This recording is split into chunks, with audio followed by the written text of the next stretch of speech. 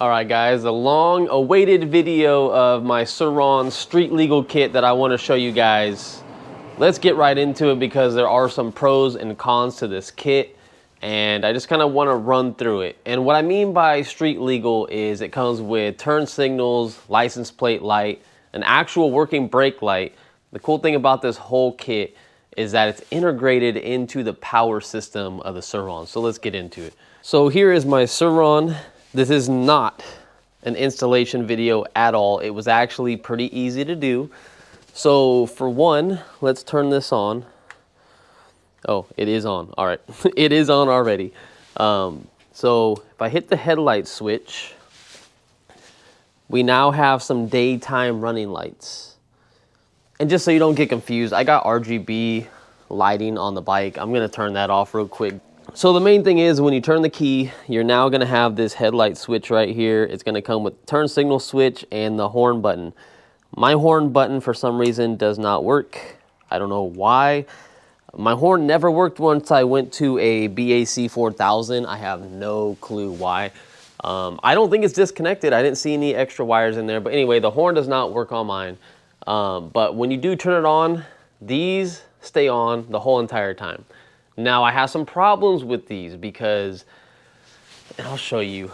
So there's a zip tie that runs in the middle of this thing. And what I don't like about it is that if this zip tie breaks whatsoever, you're screwed. You can't even move this zip tie in this housing. So I don't even understand how they got this in there or if they sealed it after they put the zip tie through. I'm not a big fan of that because now once this breaks, I don't know what I'm gonna do. And another problem about these turn signals is that they're not big enough for my forks. Now, they're probably universal, so they'll probably fit on some thicker forks and everything, but look how much extra room I have. And now this thing just kind of slides back and forth. I don't want to mess with it too much because the problem is this thing slides down too much. If it hits this, you won't be able to turn. That was a huge safety thing I had. When I was turning going to work one day, the steering wheel felt like it was locked up, like the bearings froze or something like that, or I had a problem with my steering. And no, it was just because this thing fell down here and started hitting this and it literally limited your travel. So be careful if you do get this kit that you might have some problems with this. Now the main benefit, I believe, to the SURRON Street Legal kit is you get a brake light and it's a working brake light. So when you actually hit the brakes, they get brighter. That's one thing I'm surprised SURRON didn't do on this bike was actually put a working brake light on here because I guess they maybe thought no one was gonna be riding it in the street. And I get that. It's mostly a dirt bike, so you just wanna be seen at night on the trails. But anyways, having a working brake light, if you're gonna ride this on the street, is hands down the best thing you can ever do. And if you wanna see how this works, I personally don't like this. You guys might have your own feelings about it. I feel like they should have tapped into the brake sensor because I have my brake sensor still on the bike. But I understand a lot of people take their brake sensors off, so it's not gonna work for everybody if you guys remove this line. Mine are still connected just because I ride mine on the street. Sometimes I let people ride my bike and I want them to be safe as possible. So anyway, this is how this brake sensor works. It uses a magnet. So there's a little, let me go to this one. So see this little screw right here? There's a screw right here on the brake handle and you'll see it once I pull it a little bit. So that little screw comes out. Once you take that screw out, you put this little piece in here, this little screw that sticks out with a little spacer behind it. And this is the little magnet right here. So every time this detaches from this little thing, it sends a signal. And if you guys can see it, as soon as you take that off, that's when your brake light goes off. It's not the best thing because now you have an extra wire just chilling. I put tons of super glue on this thing.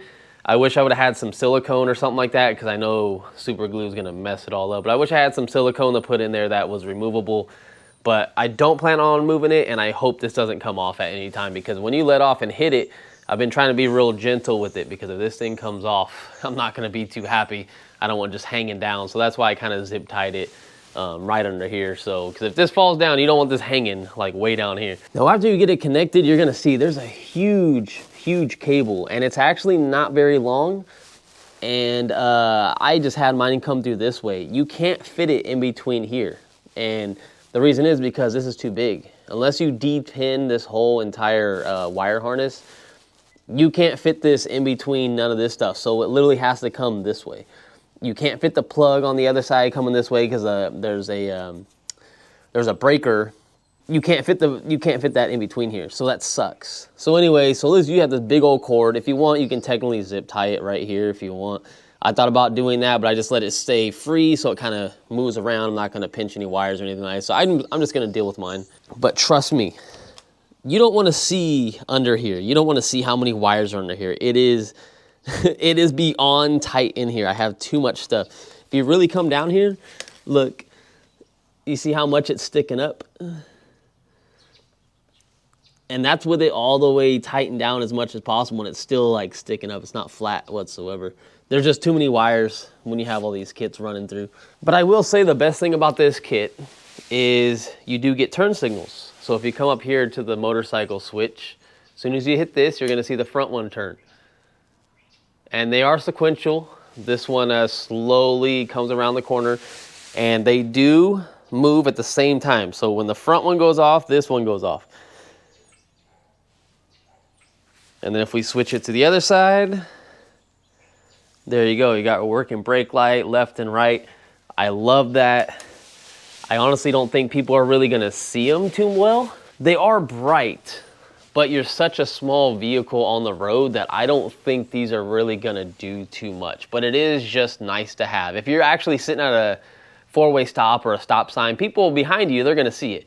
But from a far distance, people are not gonna see this or see the back one. They're gonna see your brake light, but that's probably about it. Now on mine, I have a Fisher Fab House light, but if you didn't have a Fisher Fab House light, and if you know how these work anyways, you have to tap these to turn them on. So that's how you turn them off. So once I hit this switch right here, check it out, put it back on. This will never come back on just because that's the headlight. That's the Fisher Fab House light. But if you had a regular headlight or any aftermarket headlight, it should pop on when you hit this switch. I do have a switch though to turn everything off. I still have this. I got this from eBay a long time ago, and this will actually stop my RGB lights and stuff from coming on. So if I turn my RGB lights back on, if I hit this little switch right there, it turned them off. And if I hit it again, they turn back on. You might be thinking to yourself, why did I still leave that switch on when now I have a headlight switch? And the only reason why I did it is because when I'm riding, I have my RGBs blasted on the ground just in case I get the attention of any type of cop or officer on the road. I just hit that switch immediately and it turns all my lights off other than the daytime running lights. The bad part is it turns my headlight off too. I wish it didn't. I wish it was just for the RGB lights. But that's just how this kit is. That's how it's integrated unless I do some custom wiring, which I'm not gonna do whatsoever. But in the long run, this kit was not hard to install. Anyone could do it themselves. I think it probably took me an hour and a half to do, and that's actually probably on the long side because I was kind of taking my time. I wanted to, do my wires and get everything zip tied pretty well up there.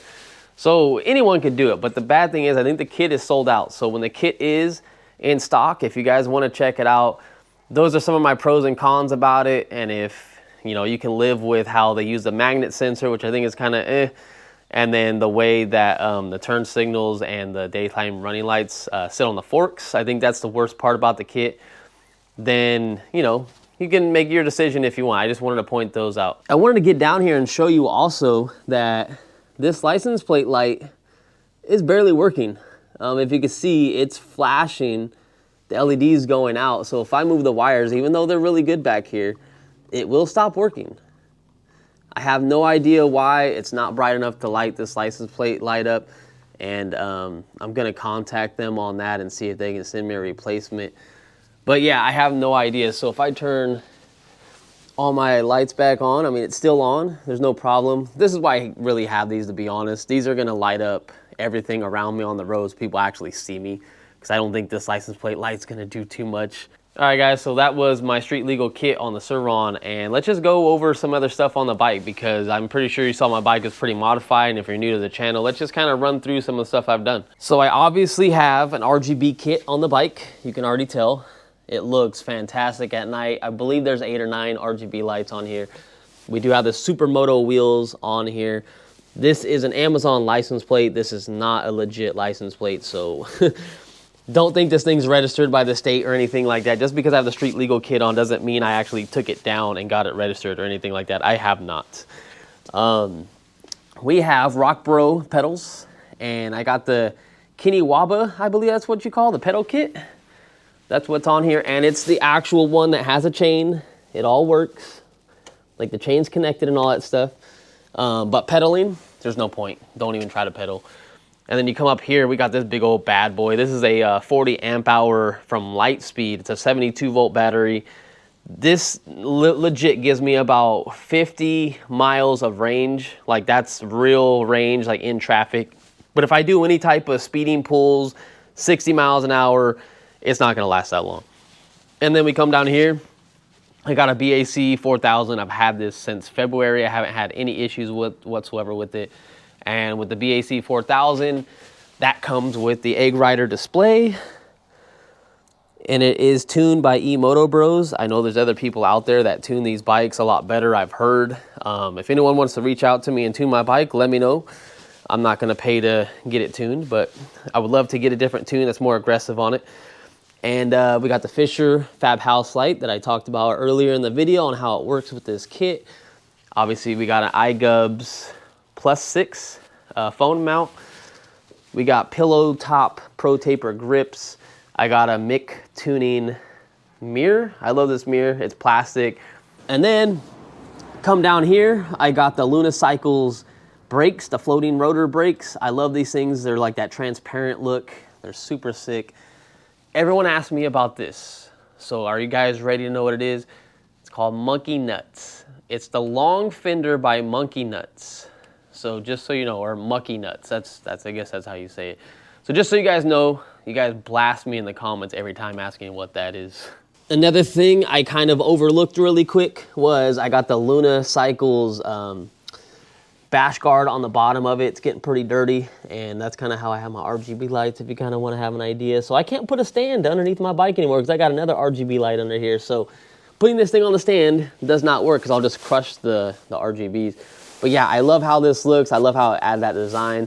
I did not want the flashy one. I wanted the bike to kind of be all black. I have the Lunicycles seat on here, the full leather. Not a huge fan of it. It's comfortable, but I don't like how they did it. Like, look at all these bubbles. This was the first day after I sat on it.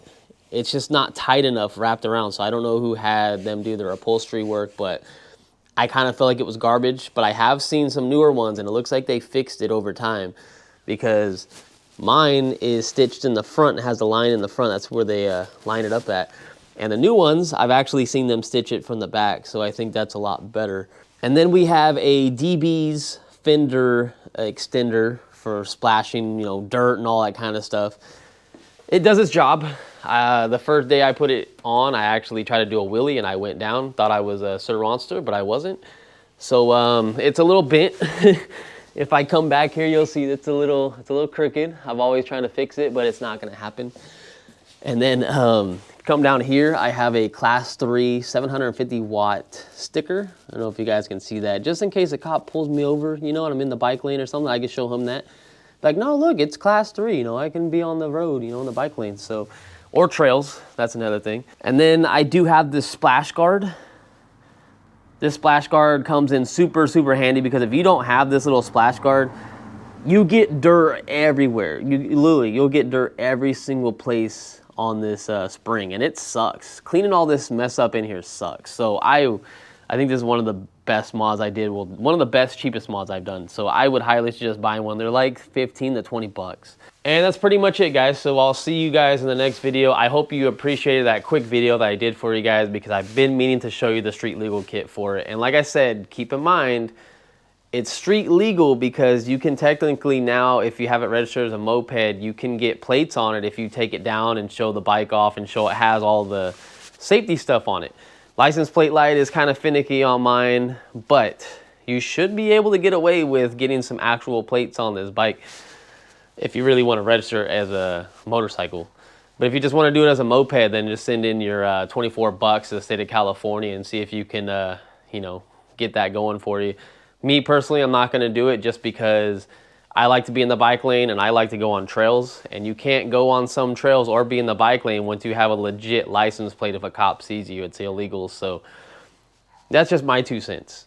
But anyways, see you guys in the next one. Thank you for sticking around, and I love all you guys. You guys are the true MVPs of this channel. You stuck around to the end. So hopefully one of these days we'll do a giveaway for you guys, and we'll go from there. But as of right now, I don't know exactly what I want to do, but I'll let you know later.